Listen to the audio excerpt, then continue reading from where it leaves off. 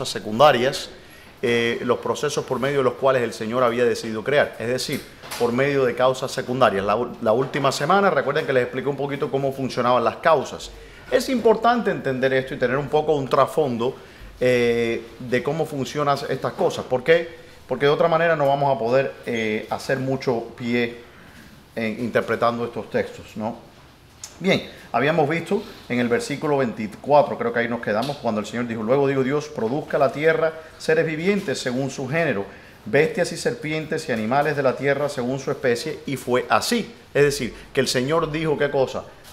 Le dio una voz de comando, ¿a quién? A la tierra. A la tierra. Nótese que hay un cambio. Dios no está diciendo sea y creando ex nihilo. La creación ex nihilo cesó cuando Él comienza a crear, ¿qué cosa? Él da una orden y dice: descúbrase lo seco.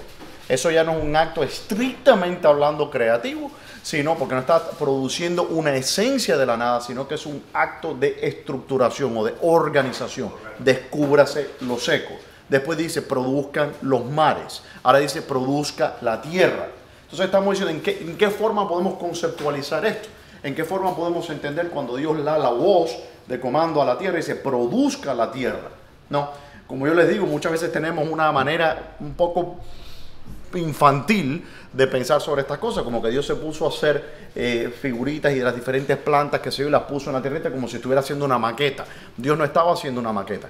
Él utilizó procesos naturales. Y esto que estoy diciendo es herejía para muchos creyentes que dicen: no, Dios no son, porque eso es evolución. No, no es evolución. Evolución es cuando en ausencia de un creador, por procesos puramente mecánicos y biológicos, la vida de repente ocurre si uno le da los suficientes millones de años. ¿Ok?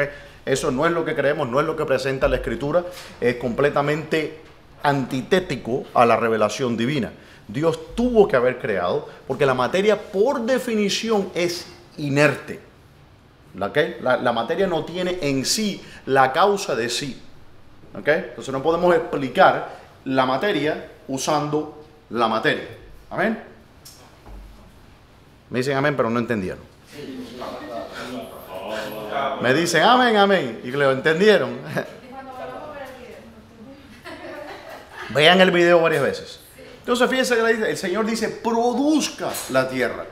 Entonces aquí Él creó un orden, unas leyes biológicas, físicas, etc. Entonces le da la orden. ¿Y qué hace la tierra? Bueno, produce vida. ¿Tienes una pregunta? Produce seres vivientes. Seres vivientes. La tierra puede haber producido seres. Claro. Sin vida. Sin vida. Ya. Pero la orden era que sean seres vivos. Entonces aquí vemos una vez más que es una creación, es un poco diferente. Y cada vez el Señor comienza diciendo: sea esto, sea aquello. Cuando Él crea los elementos de la nada.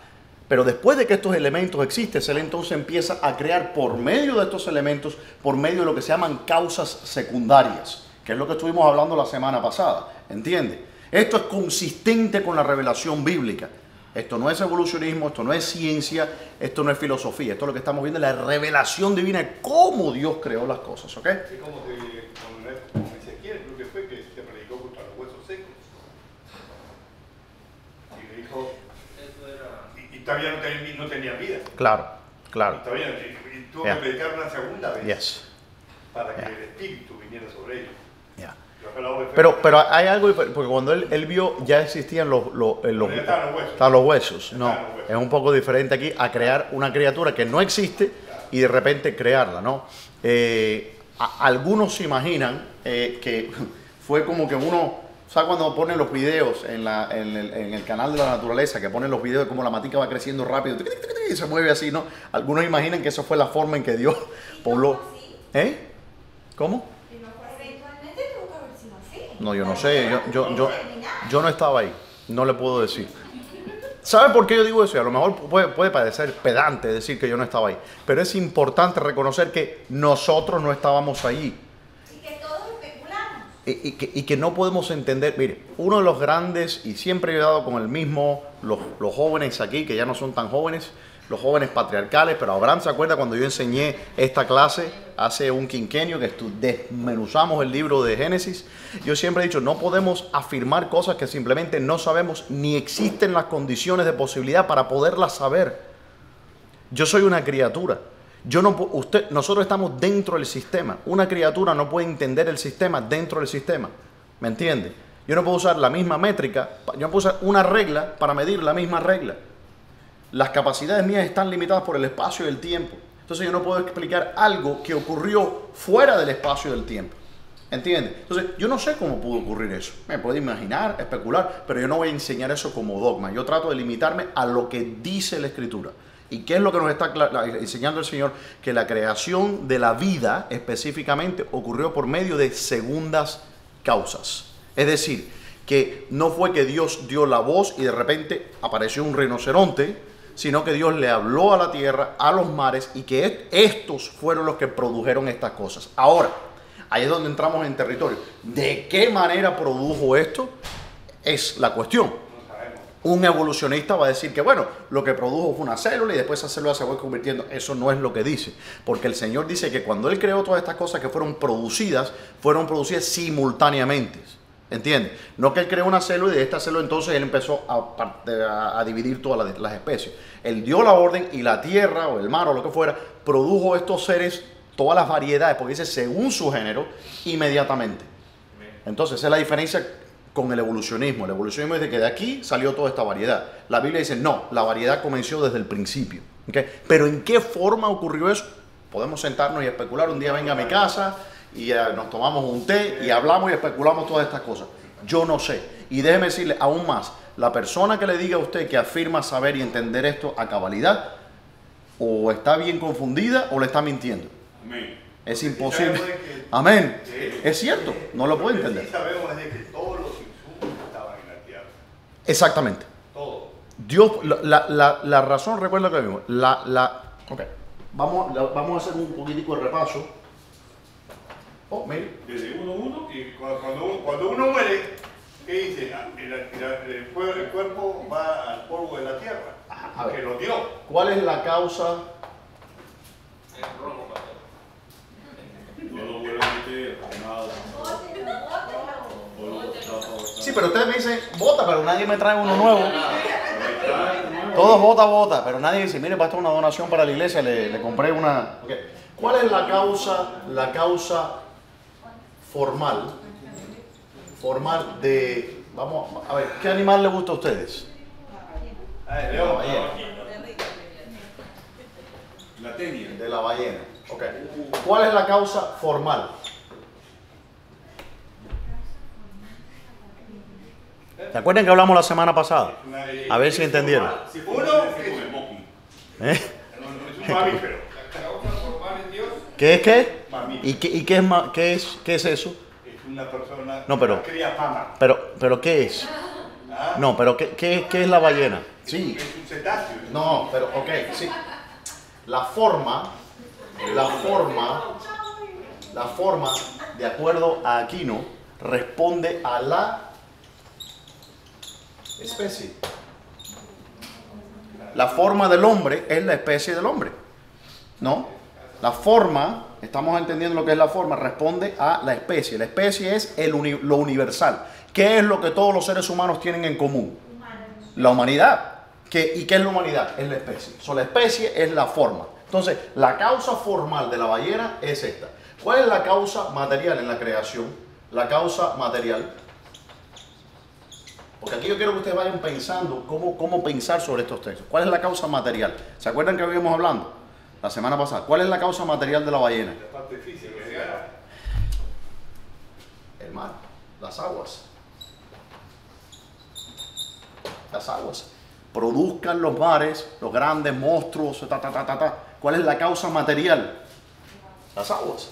A ver, tenemos formal, material. ¿Cuál es la causa eficiente? ¿Qué es causa eficiente? Nada. O la causa motriz, ¿eh? El Señor. Podemos decir aquí el logos, ¿no?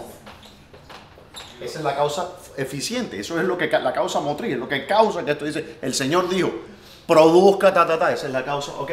Y nos falta uno. ¿Cuál es la causa final? Que esta no cambia mucho en todo, pero bueno. ¿Cuál es la causa final? O la causa teleológica. Es llenar los mares, ¿no? O dar gloria a Dios, ¿no? Vamos a poner aquí una causa. A ver. Entonces, esta es la forma en que tenemos que pensar sobre estos textos. ¿Entiendes? Ojo que las aves también salen del mar. Sí, también. Las aves también salen del mar. También salen del mar.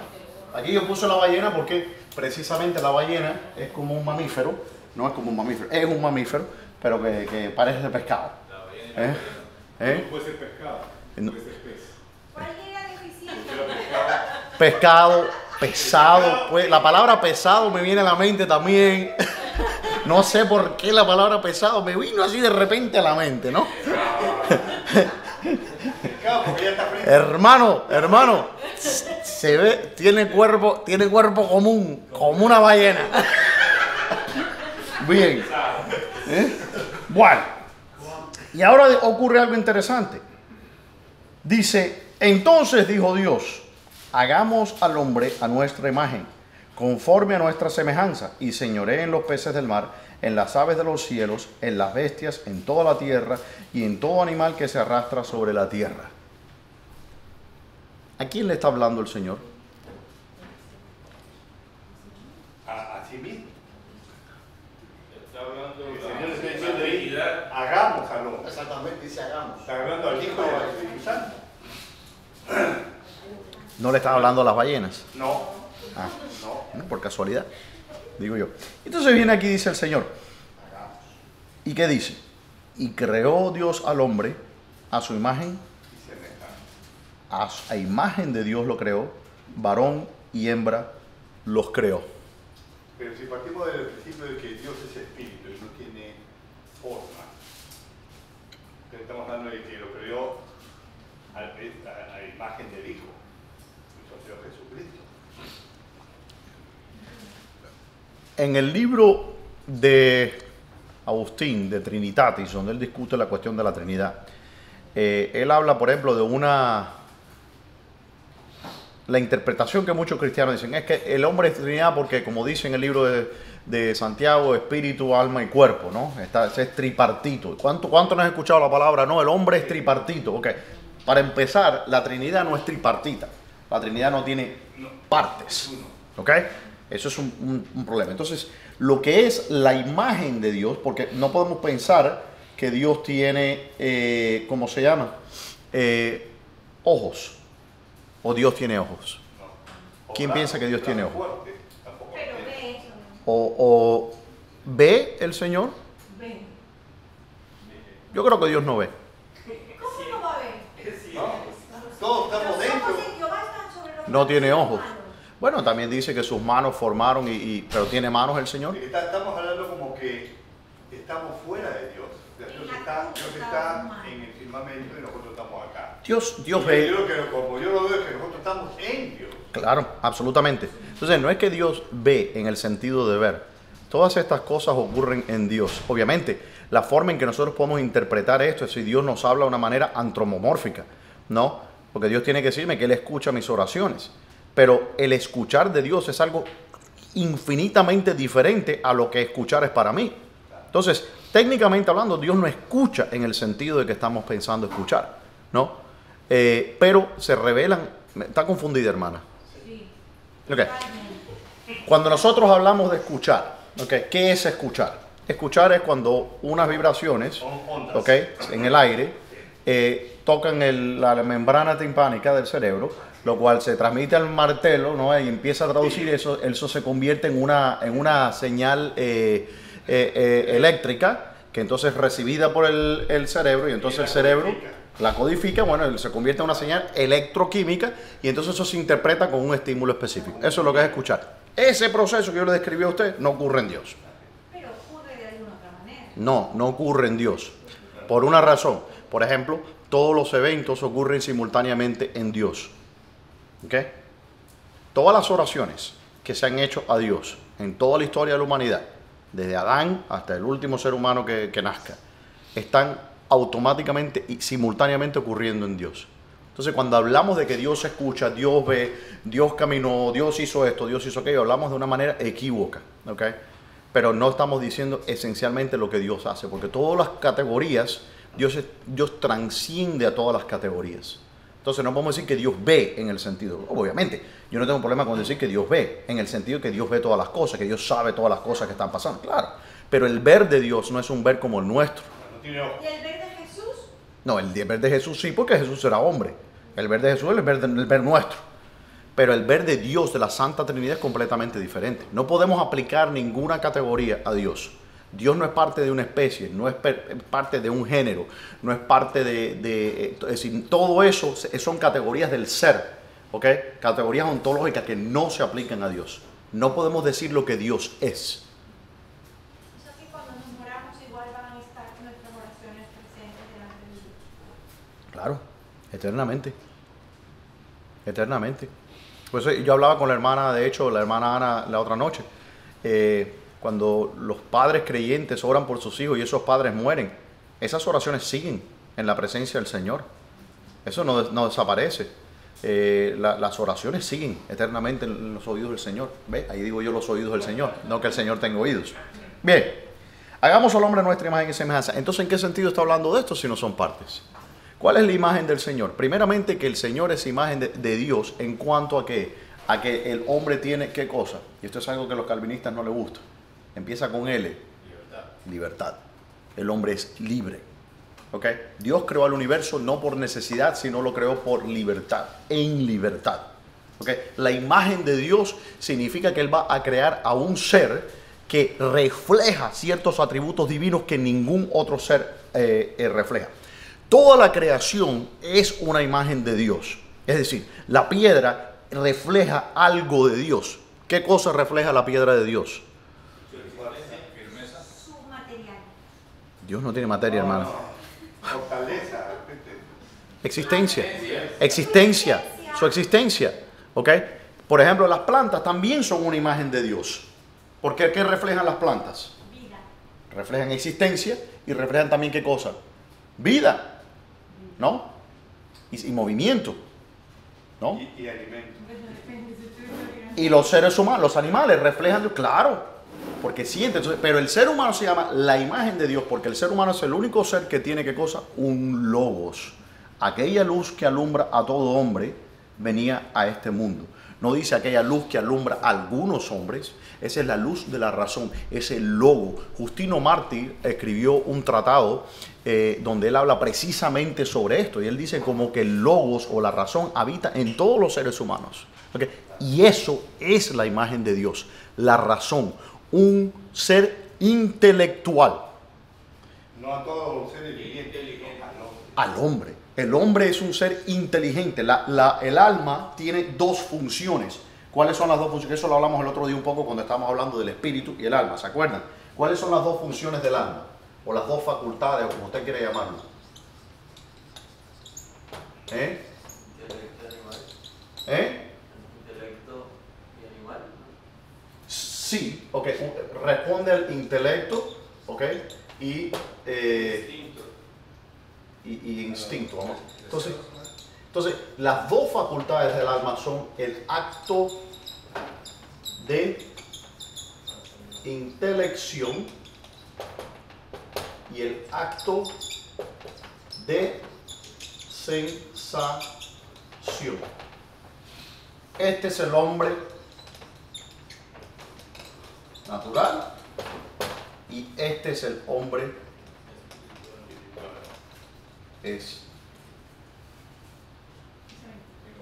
Espérese, se me fue la que es pi. Acá, ok, ya agarró. A veces el engranaje no, pero entonces uno vuelve el cambio, ¿eh? Y entra entonces la cosa.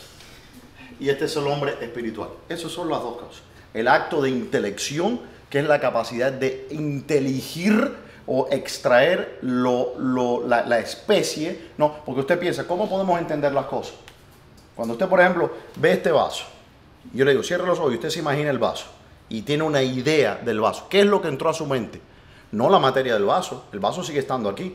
¿Cómo puede usted entender algo, inteligir algo? Es porque usted abstrajo, creo que se dice así en español, ¿no? La esencia de la materia, la forma, la idea del vaso. Eso es lo que usted entiende. Usted no entiende la materia. La mente no piensa materia. La mente piensa ideas que son puramente intelectuales. Esa es la parte espiritual. Conocimiento previo. ¿Ah? En base a un conocimiento previo. No todo en base a un conocimiento previo. Porque Sí. Si yo te doy este vaso, tú te criaste en la selva y nunca supiste y tuviste acceso a un vaso, y te doy ese vaso y te digo, ¿qué es? Con los ojos cerrados, ¿qué es esto? No tiene que saber. No lo vas a ver. Pero usted puede agarrar a alguien en la selva, mostrarle eso, y él puede cerrar los ojos e imaginárselo en su mente. Aunque no Ah, sepa sí, qué es. sí. Aunque no sepa qué es. Sí, Y- se lo va a imaginar aunque no sepa definirlo. ¿Y qué idea es esa? Claro, ¿No? sé qué Por cosa, ejemplo, pero bueno, es redondo, Los plano. números. ¿Qué son los números? ¿Usted se ha puesto a pensar eso? Lo que es la teoría de los números. Abraham sabe que yo tengo una obsesión con... ¿Pero qué es lo? No son símbolos. No son símbolos. Porque usted tiene, por ejemplo, hay propiedades que los números tienen. Cada número tiene propiedades específicas. Los números primos, por ejemplo, ¿no? Que no son los números sobrinos. No, que no son indivisibles. ¿Eh? Que solo son divisibles por sí mismos y O por... por la- Ahora, eso que yo acabé de decir, los números primos, no tienen ninguna relación, porque usted, bueno, nosotros aprendimos los números porque empezamos a contar una ovejita, dos ovejitas, ok, sí, muy vale. ¿Y qué las propiedades de los números primos? Porque los números en sí tienen propiedades. ¿Y qué del set de Mandelbrot y todos esos diferentes números que se han descubierto, que tienen propiedades en sí? ¿Qué son los números? ¿Qué son los números? No vamos a entrar en eso ahora. Dime un ratito. Clase de números. Bueno, pero lo que le digo es porque es importante. Yo lo que quiero que usted vea es que el ser humano vive no solamente una vida de sensación, una vida sensible, sino que vive una vida intelectual. Una vida que, y ahí es donde vive Dios. Aristóteles dijo que él no creía en la supervivencia del alma después de la muerte. Dice, si existe la supervivencia del alma después de la muerte, no es esta parte, no es la sensibilidad del hombre, es esto, la parte espiritual, la parte de las ideas puras. ¿Ok? Esa es la imagen de Dios. Dios crea a un ser que obviamente tiene materia, tiene forma, pero eso no es lo que refleja la imagen de Dios. Lo que refleja la imagen de Dios es su intelecto. Y al Amén. final eso no es lo que va a Dios. Lo que va a Dios es el espíritu, la parte intelectual. La parte El- intelectual. La parte material vuelve a la tierra, al polvo. Claro. Ahí se queda. Bueno, no va a Dios. Dice, varón y hembra los creó. No varón y hembra y hombro y eso. Solamente existen dos sexos, ¿ok? Dos sexos. No es hombro ni No es hombro, ni hembra, ni varono, ni varones. No. Es varón y hembra. ¿Ok? Hay dos sexos. Y les insto a no hablar de género. ¿Ok? Género es una palabra que especifica una clasificación taxonómica. ¿Ok? No, o en la música, ¿no? Un género musical. Está hablando de una taxonomía, no del sexo. Sexo es masculino y femenino. No es género masculino y femenino. En gramática hablamos también de género. Pero en cuanto a sexo, eso no tiene sentido. El problema es que en inglés, y le voy a decir dónde viene el problema, el problema que estamos viviendo, la crisis de la cuestión entre los niños que no saben si son varones, viene de una crisis lingüística que se originó en el idioma inglés. ¿Ok? Porque no puede ocurrir ni en español, ni en francés, ni en ninguno de los idiomas románticos. Los ingleses, el inglés no es un idioma puro. Tiene alemán, tiene francés, tiene español, tiene cubano. Pero por ejemplo, en inglés, gender, y esto simplemente esto es un paréntesis que estamos haciendo. Ya. Gender es género. sexo en gramática. ¿Ok? Ya. Y sex es sexo, ¿ok? Orgánico. La razón por la que ellos diferencian entre gender y sexo es porque viene de dos ramas diferentes. Por ejemplo, la palabra venado, el animalito con los cuernos en inglés, se dice, ¿cómo se dice venado en inglés? Deer. Ajá. Y si usted va a comer venado, ¿cómo se dice? Usted no dice que va a comer venado, ¿cómo dice? Los ingleses aquí. Oh. Venison. ¿Ah? Venison. Vene. Venison. Venison es venado. ¿Ustedes no sabían esto? No. Venison. Si usted va a comer venado y usted va al menú, le dice, no le dice deer a la orange. No le dice eso. Le dice venison. Ahora, venison. Venison. Venison. Venison. Benison. Ahora, ¿por qué se dice venison? ¿Cómo se dice venado en francés? venison. En francés, venado es venison. Entonces, ¿por qué se dice venison en inglés cuando se va a comer, pero el mismo animal se le dice deer? Porque en el año 1099, donde había un rey que se llama el rey Haroldo en Inglaterra, fue invadido por Guillermo el Conquistador, que era un duque francés. Entonces, los franceses invaden Inglaterra y obviamente que hablaban los franceses, hablaban francés. Entonces, la aristocracia desplazó la aristocracia anglosajona y se estableció entonces que los aristócratas hablaban francés. Entonces, cuando ellos comían venison, que es venado en francés.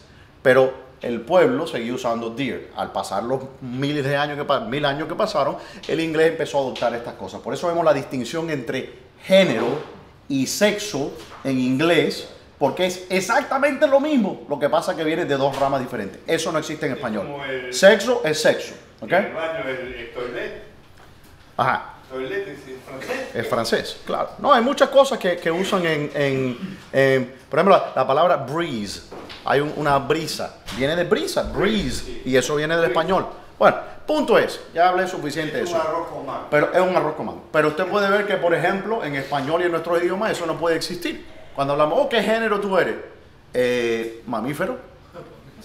Ese es el género, ¿no?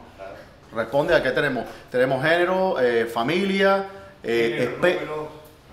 No. Género, no, está hablando de gramática, está hablando de biología. Género, familia, especie, no. Reino, género, pues repito, reino, género, familia, especie, individuo. Eso es género, no tiene que ver nada con el sexo. ¿Entiende lo que le estoy diciendo? Porque no podemos tener ¿cómo se llama? La puerta, ¿no? No es el puerta, es el puerto, porque puerto es puerto y puerta es puerta. Entonces, en los idiomas nuestros, los nombres tienen un sexo, ¿no? Masculino, femenino. Los ventiladores en español son todos varones y las puertas son todas mujeres, ¿cierto? Los carros son todos varones y las camionetas son mujeres. Los árboles son varones, el cielo es varón, la tierra es hembra. ¿Entienden lo que estoy hablando? Me están mirando como si estuviera. Además, es un chiste, pero quiero que me entiendan. Ok. Pero la verdad que en español es también una tontería, ¿no?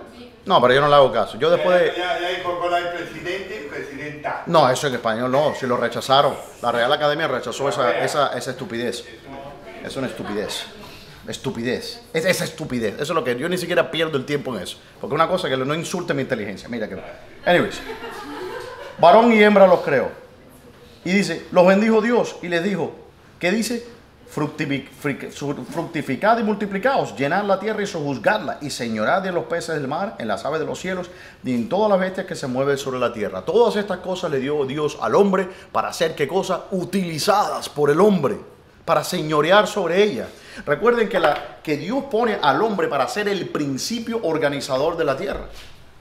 Dios tuvo que plantar un jardín. El ser humano planta jardines, siembra, etcétera, y trae orden. Si usted mira ciertos grupos políticos y activistas, etcétera, quieren dejar a la naturaleza por sí, que la naturaleza, que el hombre no intervenga, ¿no? Tenemos que dejar a las cosas sin tocarlas. El hombre mejora la naturaleza. Es cierto también que el hombre destruye la naturaleza en muchas ocasiones, pero el hombre mejora la naturaleza. Por ejemplo, mientras... Bueno, cuando saca la cizaña, en este momento estamos hablando que en el desierto del Sahara se están reclamando tierras donde se están sembrando árboles. ¿Sabía usted de eso? No sabía eso. En Egipto, la canalización que se hizo desde el imperio antiguo egipcio creó que se expandiera el bioma ¿cómo se llama? La vegetación, etcétera. El hombre produce, cuando hace un buen uso de la naturaleza, la mejora. Le trae orden, estructura.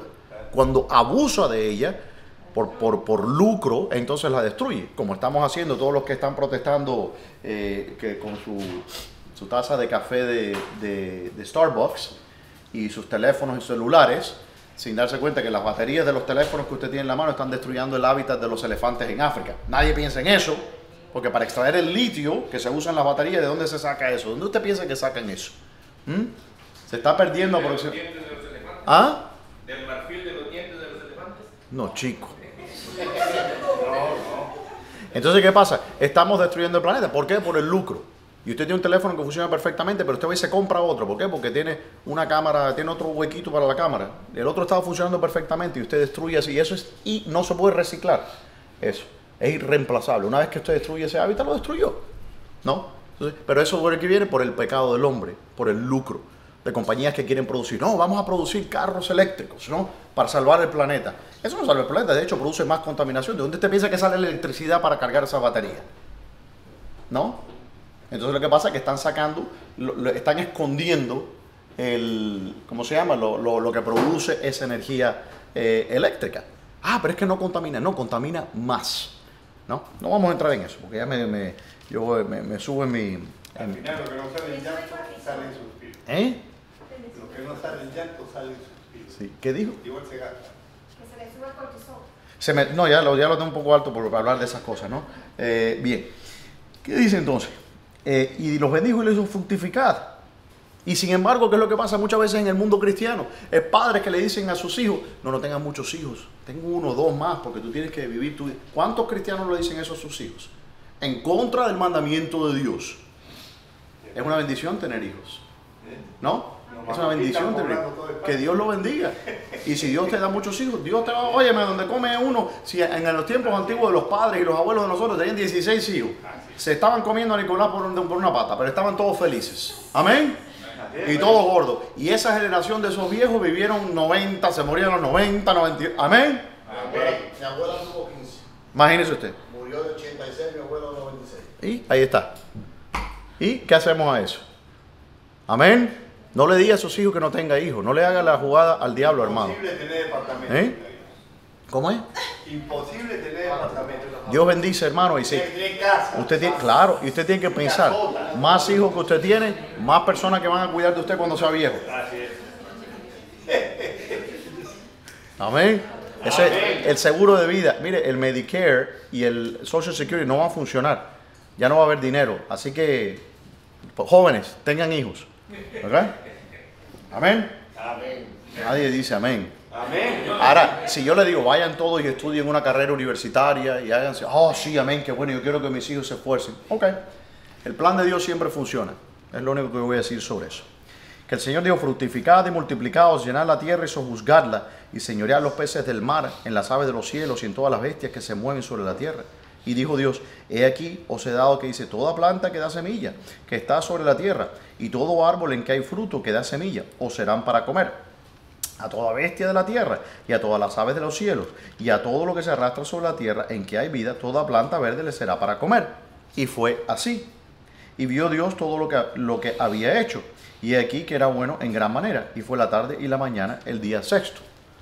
Aparentemente todos eran vegetarianos en ese momento, ¿no? No, pues ahí ya se volvieron cautivos. ¿Dónde? Dice que también le dio los animales para comer. Bueno, dice que dice de todas... Y a toda bestia de la tierra en el 30, Ajá. y a todas las aves de los cielos, y Sí. a todo lo que se arrastra sobre la tierra, en que hay vida, Sí, toda planta verde le será para comer. sí. A los animales. A los animales. Las plantas verdes les será para comer. A los Ahí animales. dice la distinción. Y nosotros nos comemos a los animales. ¿Cómo que no dice la distinción? Ok, a ver, vamos a leer un poco, a aprender gramática español. No dice. Sí dice, ¿ok? Y créame, porque yo me he leído este texto y ha sido traducido en todas las traducciones, incluso la Vulgata de Jerónimo.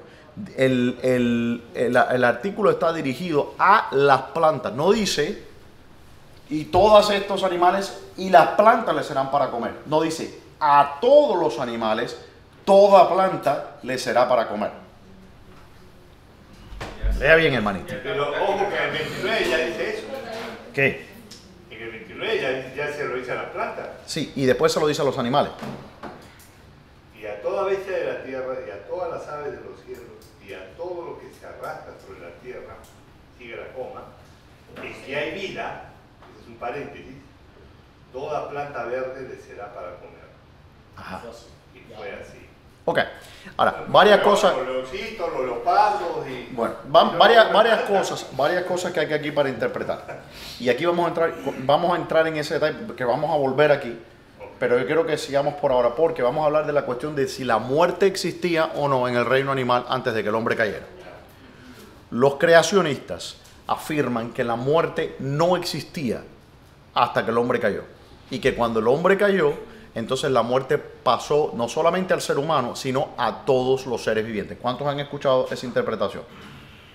Nadie ha escuchado esa interpretación. ¿Cómo hizo los trapitos para Adán y Eva cuando... ¿Cómo hizo los vestidos para Adán y Eva? Bueno, pero eso es después de la caída. Él mató. Según esta interpretación, la primera muerte fue producida por Dios cuando mata al cordero para cubrir a Adán y Eva. Okay? Yes. ¿Cuál es su postura al respecto? No es importante mi postura, no. Yo creo, y lo vamos a analizar porque vamos a entrar ahora cuando lleguemos a la parte de la caída, vamos a ver qué nos dice el texto y qué no nos dice, que muchas veces lo leemos y asumimos que lo dice. Ahora, primeramente te voy a decir aquí no dice, leímos que todas estas plantas les serán para comer, pero no dice que no se comerán los animales unos a los otros. Ahora, yo no quiero agregar a lo que la Escritura dice, simplemente estoy diciendo lo que no nos dice. ¿Okay? Simplemente nos dice, si yo les digo a ustedes, si mira, le digo a mis hijos, oye, aquí pueden comer todos los caramelos que quieran. Eso no implica que no pueden comer, etc. Entonces tenemos que entender las limitaciones lógicas de lo que se está diciendo y lo que no se está diciendo. Ahora, de ahí no podemos afirmar que por tanto lo opuesto es cierto, es demostrado. Es decir, que por el hecho de que Dios, lo estoy confundiendo hermano, los hago con cara cruzada. Estamos ahí. Ok.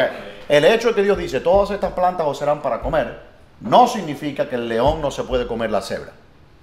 Se lee de esa manera y ha sido históricamente interpretado de esa manera. Todos los padres de la iglesia lo interpretaron así. ¿Ok?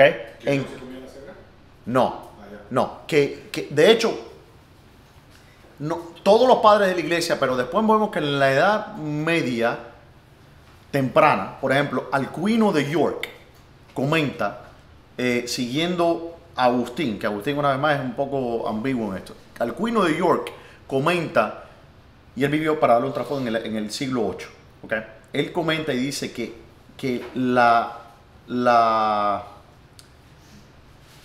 que cuando dice todos los animales, aquí no se está refiriendo, no implica que eran todos los animales que Dios había creado, sino que aplicaba solo a ciertos animales.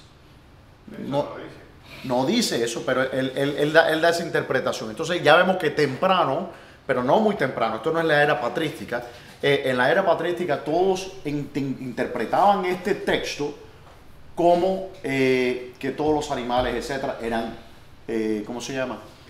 Vegetarianos. Ahora, el verbo que se usa cuando dice a toda bestia, ¿okay? En hebreo, tiene una pequeña modificación. Y esa pequeña modificación es la que hace la diferencia entre esta lectura que le voy a dar ahora y la lectura que tenemos en nuestras traducciones. ¿Ok? Allá va. Le voy a leer primeramente lo que dice. Dice, y a toda bestia de la tierra y todas las plantas, las aves y todo lo que se arrastra sobre la tierra, que hay en vida, toda planta verde le será para comer. Y fue así. Le voy a leer esto con el mismo verbo, pero tiene una agregación que dice et, ¿no? Y eso cambia el artículo definido. La cuestión sería a ver cuál es esto. Yo no he tenido el tiempo de estudiar todo esto a muy gran profundidad, pero lo que le voy a decir es que probablemente haya sido una lectura posible, no lo sé, que se diga y quitemos el a, y toda bestia de la tierra, y todas las aves de los cielos, y todo lo que se arrastra sobre la tierra en que hay vida, toda planta verde le será para comer. En otras palabras, lo que está ocurriendo aquí entonces sería que él está diciendo, primero le dijo a Adán y Eva, le dice a los hombres, le dice, todas estas las plantas le serán para comer. Y también los animales y lo que se arrastra, y toda planta. ¿Por qué es posible esto? Bueno, porque vamos a ver que en el nuevo mundo, ¿okay? Cuando Dios crea nuevamente, porque hay una segunda creación que ocurre después de ¿qué? De la caída. No. ¿Después de qué? Obviamente después de la caída, pero La venida. después del diluvio hay una nueva creación. Y hay un paralelo. Si van conmigo, a ver qué dice. Si ustedes van... ¿A dónde? Espérate. El 9.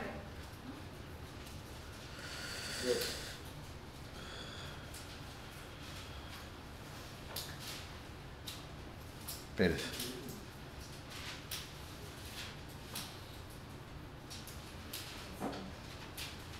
Bueno, Espérense un momento.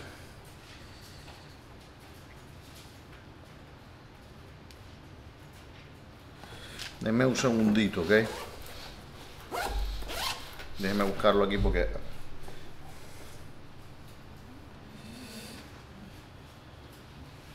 este libro de Génesis por lo menos tenemos para unos 2, 3 años. Oh, sí. Tranquilo. Díganos, sin apuro, pastor. Tranquilo. Denme un segundo.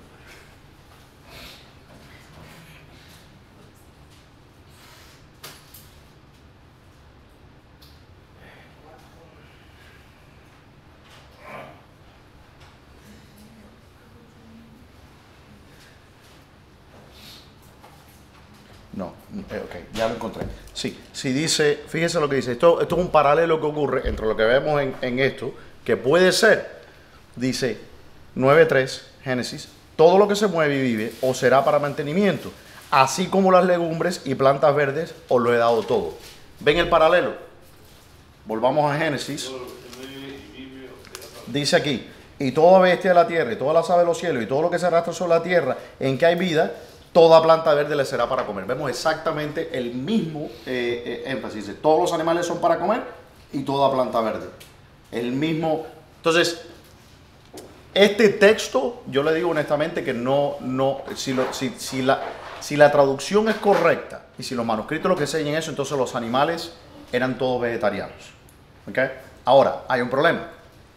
Porque no hay plantas en el océano. Entonces, ¿qué plantas verdes comían los peces? Podían comer algas, pero no hay algas en todas partes del mundo y no todos los animales comen algas, todos los peces. Y él habla de plantas verdes para comer. blanco. La Biblia no nos suple con este tipo de detalles. No es el propósito de la Biblia satisfacer nuestras curiosidades científicas. ¿Okay? El propósito de este pasaje específico es de demostrarnos que primeramente Dios es el creador, que Dios estructuró la creación en una manera específica y la estableció con ciertos órdenes y ciertas reglas. De todas maneras, sea lo que sea, hubo un cambio antes del mundo prediluviano al mundo postdiluviano. ¿Okay? Vamos a llegar al estudio del diluvio y ver un poquitico más de eso. Bueno. Ahí dice que el diluvio, haciendo un paréntesis, ahí no hay creación, ahí hay multiplicación. Bueno, hay una creación en el sentido de que hay una creación. Todas las aves y todos los animales estaban en el agua. Pero es una creación, es una repoblación. Pero cuando Dios habla, por ejemplo, del nuevo mundo que Él va a crear, ¿es una creación o es una continuidad de lo que hay? Es decir, no nos va a crear nuevamente, ya estábamos ahí, ¿no? Va a haber un cielo nuevo y una tierra. Entonces, la forma en que la Biblia usa la palabra creación, incluso en el libro de Génesis, no es la forma restringida y filosófica en que nosotros tratamos de definir el término. Como decir, para nosotros creación es creación de ex nihilo, ¿ok? Pero para Dios ha habido instanciaciones de mundos, ¿ok? La reestructuración de un nuevo mundo es un acto creativo del Señor, aunque no necesariamente venga ex nihilo. La creación que viene después del diluvio, o el mundo que viene después del diluvio, es un mundo nuevo. Él borró completamente, se crearon nuevas montañas, es decir, él reestructuró el mundo, es una nueva creación, es un nuevo mundo, ¿no? En el sentido restringido no, ¿ok? Porque no hizo nada que ya no estaba ahí. Pero de la misma manera, cuando dice que nos ha hecho nuevas criaturas, bueno, pero ya existíamos antes de que eso ocurriera, pero sí es una creación nueva. Sois nueva, dice creación. Entonces, hay que entenderlo en el sentido ese en que lo usa la Escritura. No es un mundo nuevo para los que respiran. ¿Eh? Porque los que están en el agua, estos estaban ahí, no pasó nada. No, eso no les pasó nada, obvio, claro. Ok, dice, y toda bestia que se arrastra, pregunta sobre esto. No quiero gastar tampoco mucho tiempo sobre esto, ¿ok?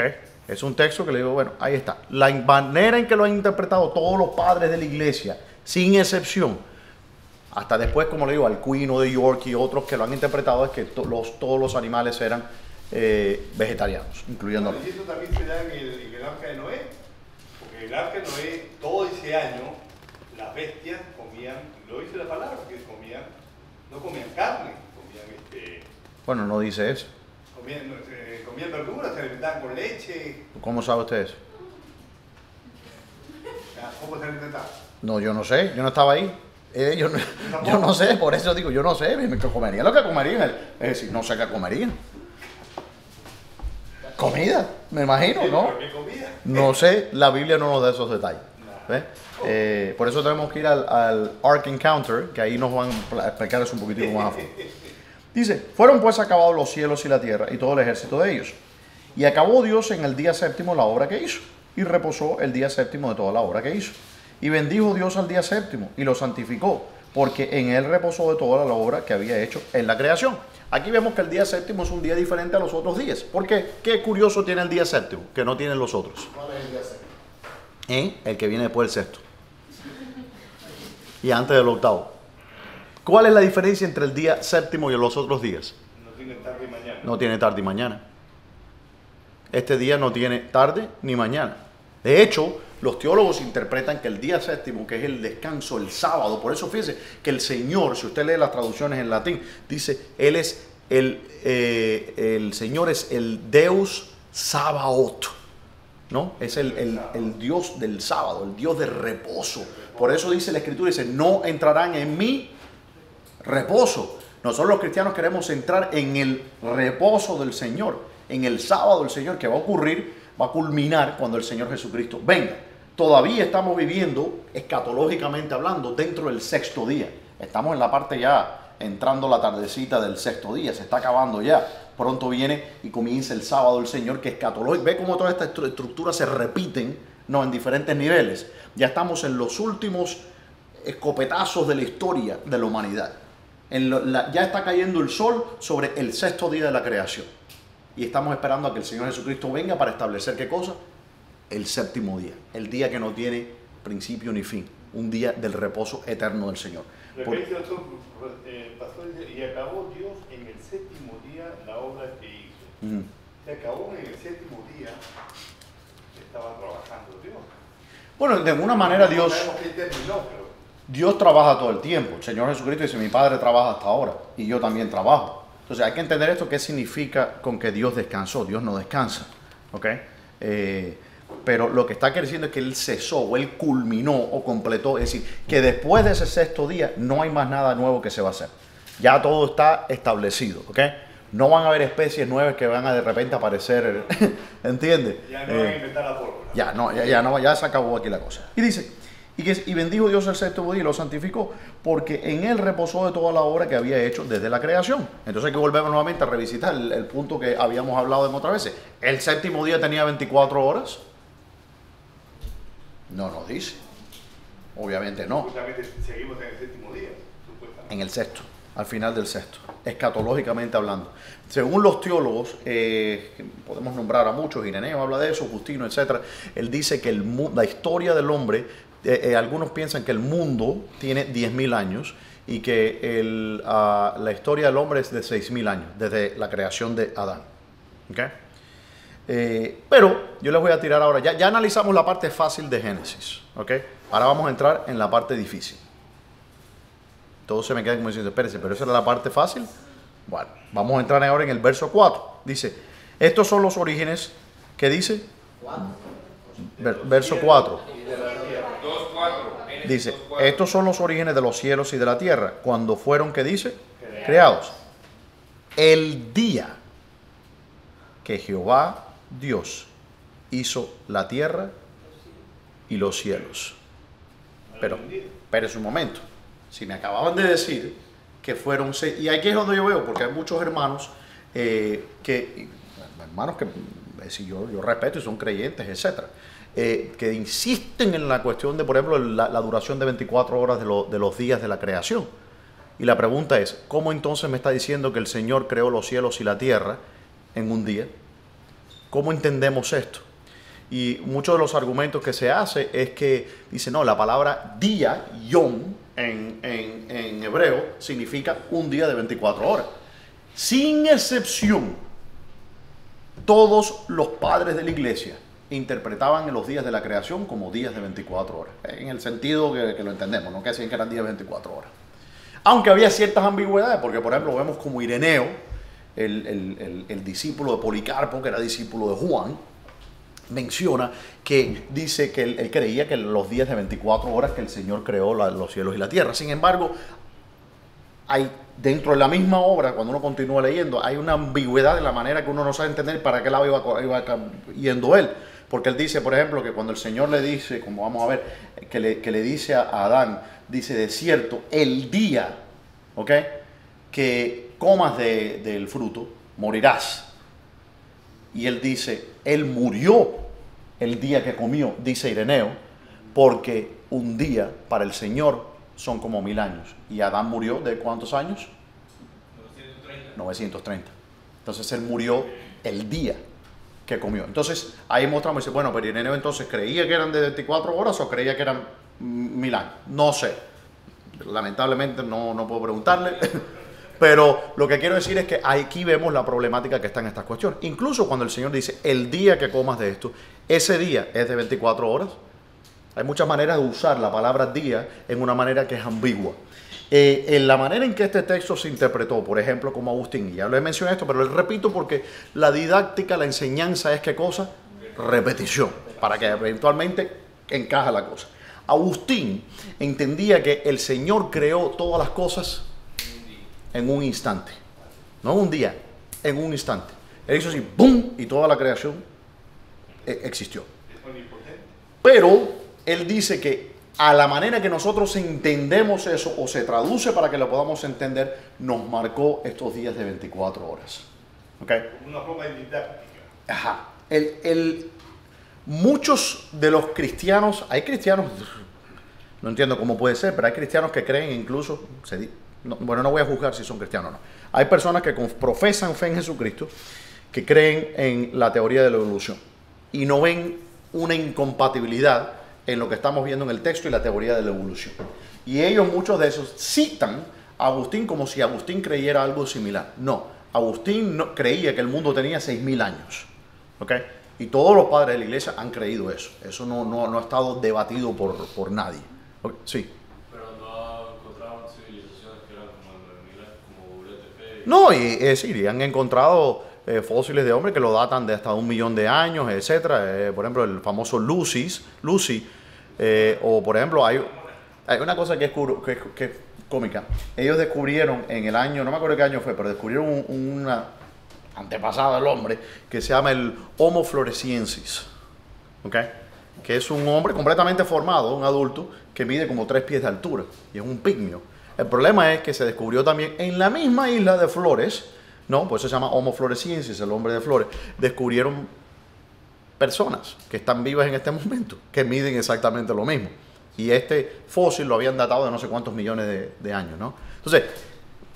No, pero lo de 1000 años no se compara a 1 millón de años. No, pero es decir, cuando yo me adhiero, en la parte histórica, fíjate, cuando estamos hablando de los días de Génesis, yo soy un literalista al interpretar el texto de la Biblia.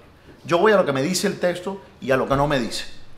¿Okay? Yo trato de evitar, yo tengo mis propios sesgos, pero trato de no inyectar eso en la escritura. Entonces cuando veo, por ejemplo, fue el día, la tarde y la mañana, eso no caben ahí 24 horas, no puedo asumir eso. ¿Y por qué? Por todas las cosas que hemos ido hablando a través de este tiempo. Y este texto. Ahora, cuando el Señor crea al hombre, que es cuando comienza la historia, ¿okay?, ahí entonces ya podemos contar de una manera histórica. Yo no sé cuánto duraron los días, si fueron 24 horas, 6 minutos y 6 segundos, no sé. Pero lo que sí te puedo decir es que en el momento en que Dios crea a Adán, ¿ok? Y te voy a ser más específico, en el momento en que saca Dios a Adán del jardín del Edén, ahí comenzamos a contar historia, ¿ok? Es decir, Adán vivió 930 años. Eso no es alegórico. Podemos aprender muchas cosas alegóricas de eso, ¿no? Pero eso no es alegórico. Adán vivió 930, es decir, Adán le dio 930 vueltas alrededor del sol. Fuera del Edén.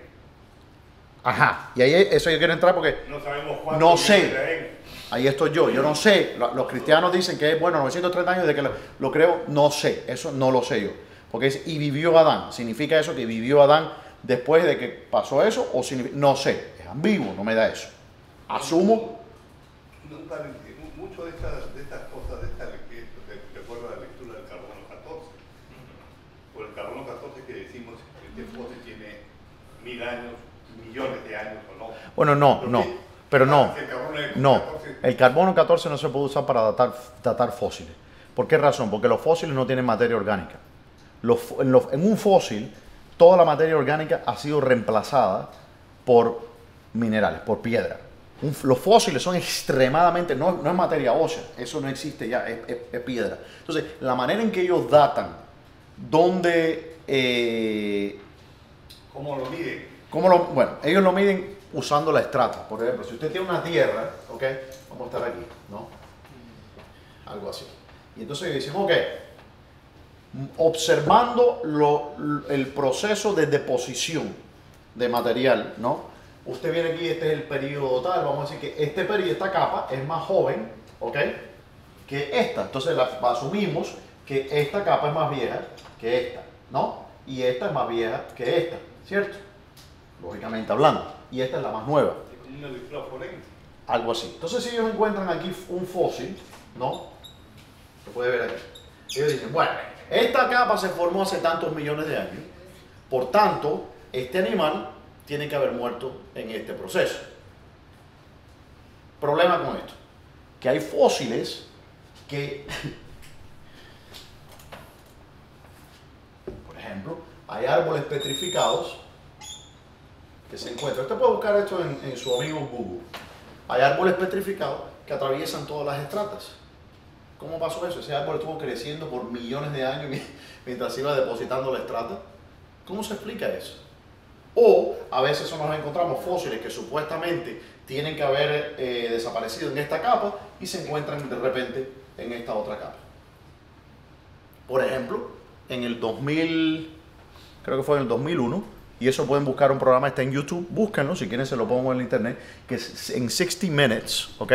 Una profesora, no es cristiana, de hecho creo que es agnóstica, y descubrió, no solamente que describió materia ósea de dinosaurio, sino que descubrió las arterias del dinosaurio con sangre, glóbulos rojos del dinosaurio dentro de las arterias y colágeno.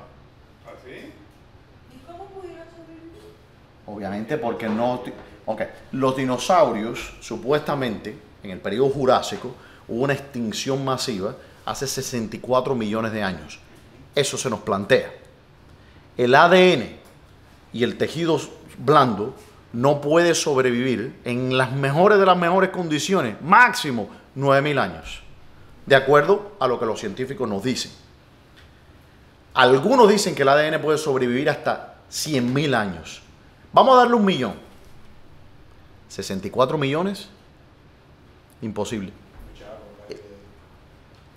Imposible. Por más que tiene un glaciar. Imposible. No, eso no pasa. Entonces, ¿qué nos dice? Tenemos que entonces, a la luz de la evidencia, hay que reinterpretar lo que nosotros, las asunciones que habíamos hecho. Otra cosa que yo quiero que ustedes noten que interesa, que a mí me parece... ¿El maligno está detrás de todo esto? ¿Eh? El maligno está detrás de todo esto. No, por supuesto, por supuesto. Mire otra cosa interesante. Cuando usted mira este tipo de capas, los que tienen acuarios o peceras, ¿cuántos han tenido peceras? Nadie ha tenido peceras. Ok. Cuando usted tiene una pecera y usted crea, o incluso, ¿cuánto ha visto un vaso de agua que usted tiene arena, está jugando en la playa, ¿no? Y usted le mueve y todo el sedimento se va flotando. ¿Y qué es lo que ocurre? Cuando el sedimento, usted tiene una pecera, ¿no? Y cuando el sedimento se sienta, ¿cierto? ¿Qué es lo que vemos aquí así? Vemos algo aquí así, ¿no? Algo así. Aquí está la parte más dispersa, etc. ¿Okay? Lo que usted nunca va a ver que ocurre, ¿ok? Sobre todo en un proceso paulatino y lento, es esto. Porque lo que usted mira en las estratas es como que de repente abre el telón, empieza el periodo Jurásico, cierra el telón. Abre el telón, el periodo Cámbrico, cierra. Es decir, como que estas cosas fueron depositadas así. Y en cada terremoto que ha habido, ¿Eh? Se ha movido. El agua también. Bueno, pero acuérdense, en cada de estos se contienen millones de años, supuestamente. El problema es que veo que interesante, aquí tenemos una capa de deposición y de repente aparece otra capa de deposición. No debe de ocurrir así, debe ser paulatino. Si el proceso es gradual, estas capas no deberían de existir. ¿Entienden lo que estoy hablando? Pero existe. ¿Qué es lo único que puede hacer si hubo una deposición rápida? Cuando usted ve, por ejemplo, una deposición rápida, precisamente lo que encuentra es estratificación. El material más denso comienza a caer hacia abajo, el material más liviano. Por ejemplo, las rocas ígneas, ¿no? Las rocas que se producen en volcán, ¿dónde están? No están arriba, se encuentran abajo. ¿Qué es la roca más superficial que existe? La roca sedimentaria. ¿Por qué la roca sedimentaria? Porque es sedimento. ¿Ve? ¿Qué proceso puede haber producido eso? No es para pensar, sabemos. ¿Qué proceso? Un diluvio. Tan simple como eso. Un diluvio puede producir esto. Yo no entiendo cómo se puede producir en procesos de millones de años. Además, el problema es una cosa. La erosión ni siquiera hubiera permitido que estas capas se produzcan. Porque si usted tiene esta capa expuesta, ¿ok? Si usted tiene esta capa expuesta por millones de años, la capa va a desaparecer antes de que se deposite otra capa. ¿Me entiende lo que estoy hablando? Es decir, hay grandes problemas con esta cosa. A mí nunca, yo no soy geólogo ni nada por el estilo. Sí estudié de hecho, con varios evolucionistas cuando estaba estudiando en la licenciatura mía. Y yo le hacía ese tipo de preguntas y nunca me dieron una respuesta satisfactoria. ¿Cómo nos encontramos que hay pliegues en piedra sólida, pliegues que dan completas vueltas de 180 grados? ¿Cómo se explica esto? No me convencen las explicaciones que dan. ¿Ok? Bueno, dejando eso ahí. ¿Te contesté la pregunta? Sí, pero me generó otra. ¿Cuál es la otra pregunta? Que todos los padres de la iglesia cuentan que son 6.000 años basado en que la Biblia dice tal y tal vivió tantos años y van sumando la generación. Pero no creo que haya dicho todas las generaciones. No, ¿cómo tú sabes que no? No sé, me parece muy poco. Estás asumiendo. Muy poco. ¿Te parece muy poco? Sí. Solo Adán vivió 900 y pico años. Ajá. Es decir, las generaciones no te están dando todas las personas que vivieron. Claro, pero no todas las generaciones que, no sé, te caben. Pero en Mateo es que está Sí, todavía. en Mateo, claro. Sí, pero hay varias generaciones, ¿no? En la escritura. De hecho, la palabra Génesis, en Génesis se llama el libro de las generaciones, ¿no?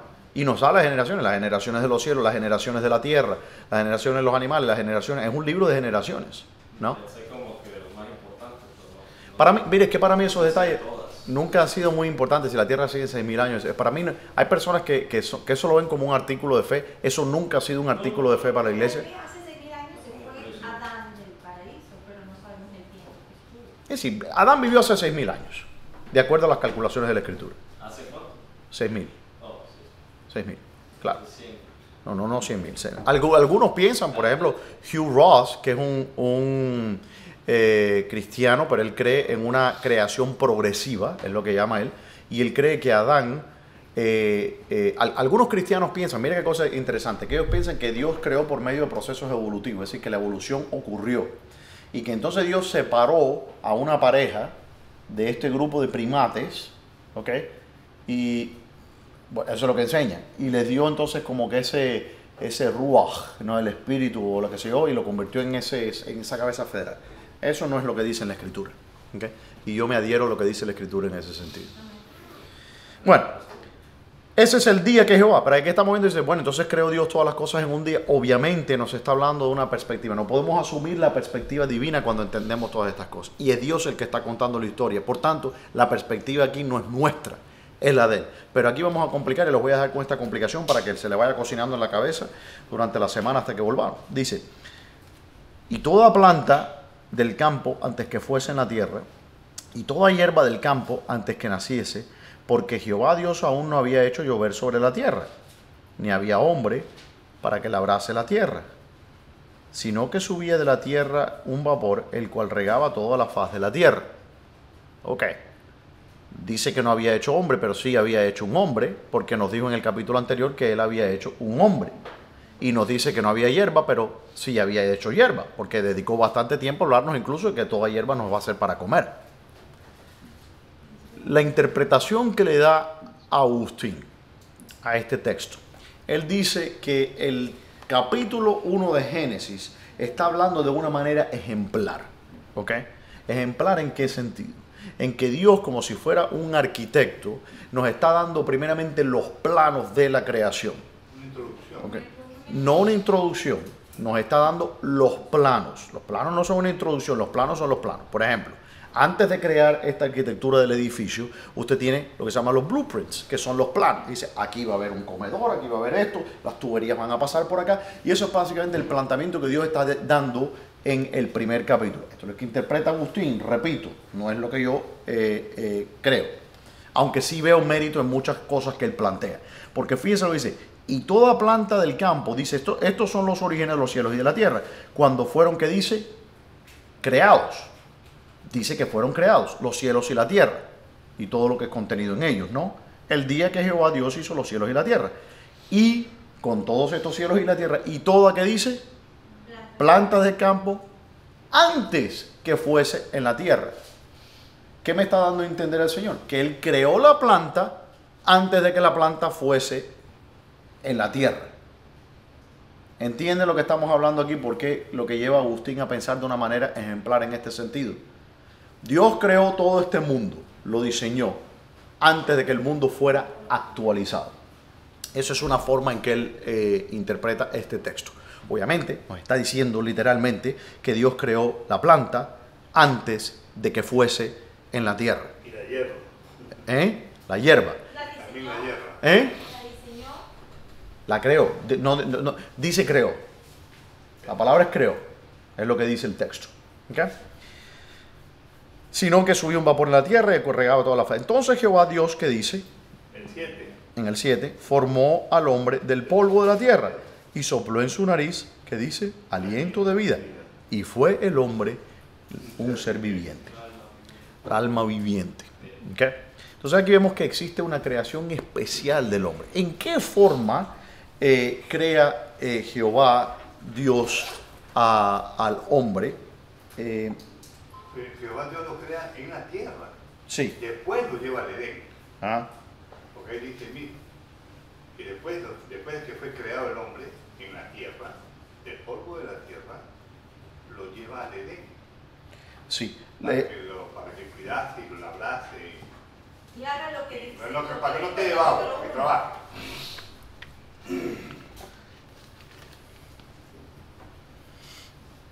Dice, si van conmigo al Salmo 139. 139.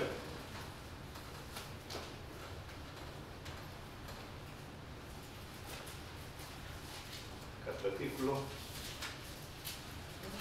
Yo quiero que vean un poco, porque yo creo que este Salmo nos da un poco de luz de cómo interpretar estos textos de Génesis, porque usa un lenguaje que nos da a entender una forma ejemplar similar a la que estamos analizando en Génesis. Váyanse al Salmo 139 en el verso 13.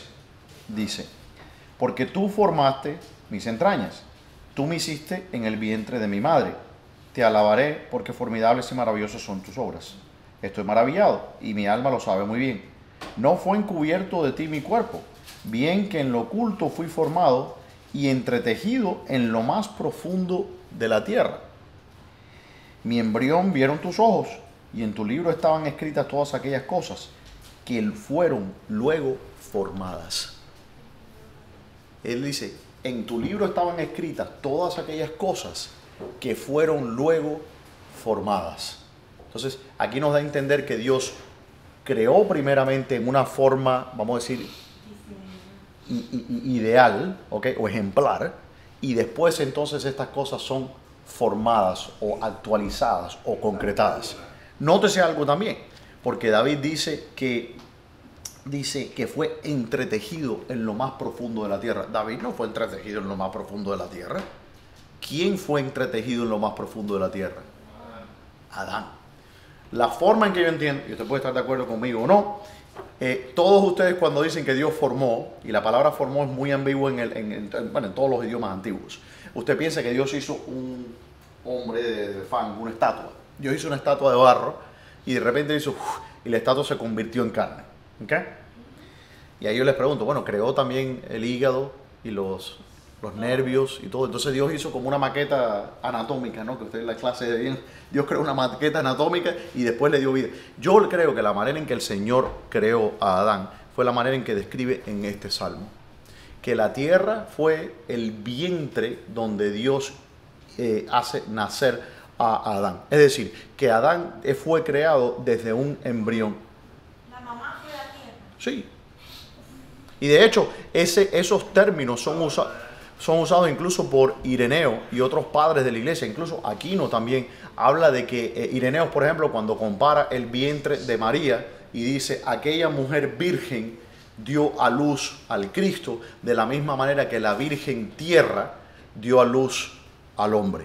Entonces, el entender la palabra madre como aquel principio material, que es el del cual nosotros tomamos nuestro cuerpo, porque todos tomamos nuestro cuerpo de nuestra madre, ¿no? Entonces, yo creo que la forma en que Dios creó a Adán fue que de él, de una manera obviamente sobrenatural y milagrosa, él creó a esas células, hizo que todos esos elementos se unieran y creó esas células y se volvió la bolsa amniótica de todo eso, fue creciendo y que Adán nació como un bebé, como todos los... Es decir, que Adán tenía ombligo, es mi teoría. Si usted quiere verlo de esa manera, lo puede ver así. Si no, no. ¿Y en qué me baso? Bueno, en esos textos. En lo más profundo de la tierra fui entretejido. Obviamente David no fue entretejido en lo más profundo de la tierra, entonces se está aludiendo a algo. Y otra cosa que quiero que este salmo nos muestre un poco también, es que dice que en tu libro estaban escritas todas aquellas cosas que fueron luego formadas. Sin faltar una de ellas. Entonces lo que significa es, de acuerdo a Agustín, la interpretación que le da, que es la interpretación ejemplar, que en el primer capítulo de Génesis lo que encontramos no es una descripción de cómo Dios fue y creó las cosas, ¿no? Sino el plan, ¿ok?, maestro de cómo iba a crear. Y entonces en el segundo capítulo nos dice, aquí es como se implementa la cosa, sin darnos detalles después de los animales y las ciencias. Eso no es importante, vamos a hablar del hombre, ¿ok? El Señor nos muestra el plan, no su implementación. De la misma manera que nos da el plan de cómo van a terminar todas las cosas, pero no nos dice cómo estas cosas van a llegar a ocurrir. Vamos a terminar ahí. ¿Preguntas? Bueno, de acá a 3 años sabremos algo. 3, usted es bastante optimista. Yo creo que vamos a dar un poquitico más, ¿no? Porque un año para el Señor son como 1000 años para los hombres. Ok, vamos entonces a orar. Padre Celestial, te damos gracias, Señor, por tu palabra. Te rogamos, Espíritu Santo, que nos guíe, Señor, a entender estas grandes y profundas verdades, Señor. Creemos en ti, te damos gracias, Señor, porque tú creaste el universo, las estrellas, todas las cosas de la nada con el poder de tu boca. ¡Cuán grande eres tú, Señor! Miramos el universo y quedamos perplejos. ¡Cuán grande eres tú, que eres el autor de todas estas cosas! Y si miramos, Señor, hasta las cosas más pequeñas del universo, hasta el código genético, todas esas cosas, ahí vemos tu grandeza, Señor. ¿A dónde huiré de tu presencia?, dice el Salmo 139. Te damos gracias por eso. Y gracias porque a pesar de todas esas cosas grandes que creaste y maravillosas, a pesar de los tiempos y las edades, tuviste condescendencia de nosotros y te fijaste en nosotros, indignos que somos de ti. Gracias, Señor, guíanos en el bien para nuestras casas y nuestros hogares, y también de regreso el domingo para continuar alabando tu nombre, Señor, y teniendo comunión unos con otros. En el nombre de Jesús. Amén. Amén. Amén. Amén.